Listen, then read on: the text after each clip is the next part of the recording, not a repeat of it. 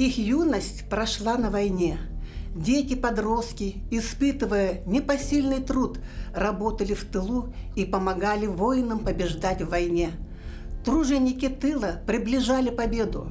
Моя мама, Кутукова Лугинова Мавра Кирилловна, 1926 года рождения, уроженка село Кобякон, выросла в село Хатырык Намского района. Ветеран тыла, ветеран труда, многодетная мать, награждена орденом материнской славы второй степени. Моя прабабушка Кутукова Лугинова Мавра Кирилловна. Когда началась война, моей прабабушке было 15 лет. Тогда все женщины и подростки заменили ушедших на фронт мужчин. Их героический труд был крепким тылом, сыгравшим огромную роль в победе в войне.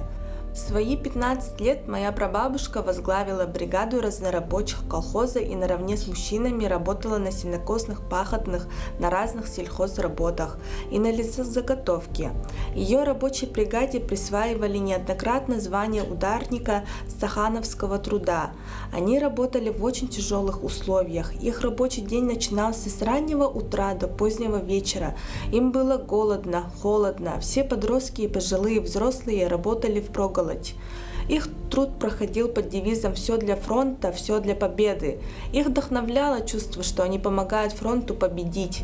В 18 лет мою прабабушку назначили секретарем сельсовета и направили ее учиться в Якутск.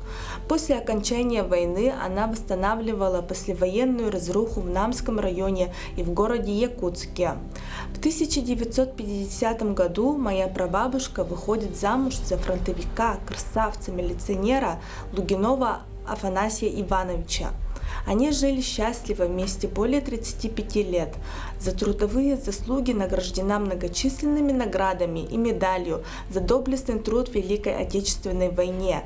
Она является ветераном труда, ударником социалистического труда. Я горжусь своей прабабушкой и прадедом. Спасибо им и всем ветеранам за победу. Пусть солнце светит всем всегда, пускай цветут луга, и в небе синим-синим проплывают облака.